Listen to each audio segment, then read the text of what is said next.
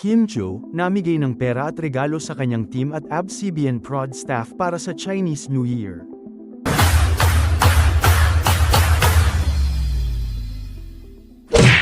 Ipinagdiwang ng aktres na si Kim Joo ang Chinese New Year sa isang makulay at espesyal na paraan, kung saan nagbahagi siya ng mga biyaya sa mga taong nakatrabaho niya sa industriya ng showbiz.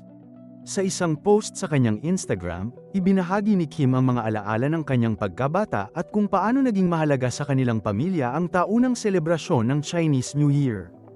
Ayon sa kanya, growing up, Chinese New Year was always a celebration my family never missed. It was a time of joy, tradition, and togetherness, na nagpapakita ng kahalagahan ng okasyong ito sa kanyang buhay. Ipinagdiwang ni Kim ang mga tradisyon ng Chinese New Year hindi lamang para sa sarili kundi para rin sa kanyang pamilya at mga kaibigan. Now that I am older, I continue to uphold these traditions at home, not just for myself but to share them with the people close to me. Dagdag pa niya, na nagpapakita ng kanyang pagpapahalaga sa kultura at mga kaugalian na ipinasa mula sa kanyang mga magulang at lolo't lola. Kasama ang kanyang pamilya, mga kaibigan, at ang mga taong tumutulong sa kanyang mga proyekto, ipinagdiwang ni Kim ang pagsalubong sa bagong taon. Isinagawa nila ang mga ritual at tradisyong Filipino-Chinese tulad ng paghahanda ng mga lucky dishes na inaasahang magdadala ng swerte at kasaganaan. Ayon kay Kim, ang mga tradisyon na ito ay hindi lamang paraan ng pagdiriwang kundi isang paraan din ng pagpapahayag ng pasasalamat at pagpapahalaga sa mga biyayang natamo nila sa nakaraang taon.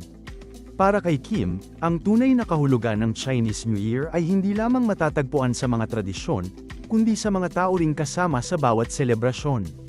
It's a night of fun, gratitude, and prosperity, and I couldn't be more thankful, saad ni Kim, na nagsasabing ang pagiging masaya at buo sa piling ng mga mahal sa buhay ang tunay na diwa ng okasyong ito. Sa pagtatapos ng kanyang mensahe, nagpaabot si Kim ng kanyang mga pagbati sa lahat at hinikayat ang publiko na yakapin ang mga paniniwala at tradisyon na nagdadala ng positibong pananaw sa buhay. Here's to another year of blessings, good fortune, and love. Kung Hey Fat Choi, aniya, na nangangahulugang, good luck and good fortune, sa Chinese.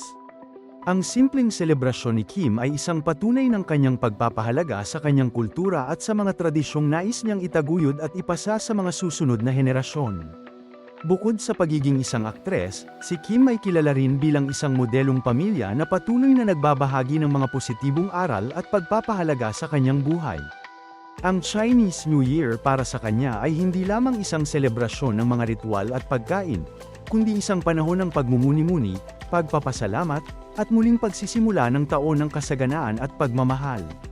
Mahalaga kay Kim na ipagdiwang ang Chinese New Year hindi lamang sa sarili niyang pamilya kundi pati na rin sa mga taong nakatrabaho at nakasama niya sa kanyang mga proyekto. Ang pagbabahagi ng swerte, kasiyahan, at pagmamahal sa mga nakapaligid sa kanya ay nagpapakita ng kanyang kabutihang loob at pagpapahalaga sa bawat pagkakataon na magsama-sama.